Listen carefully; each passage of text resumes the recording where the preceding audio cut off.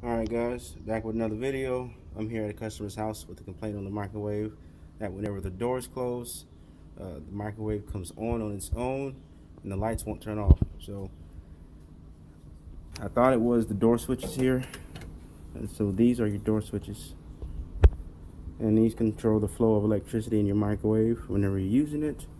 So there's the control panel. This is a Samsung. Here is the model number here and the serial number. Manufactured in 2014. So here's the problem. So on this microwave door,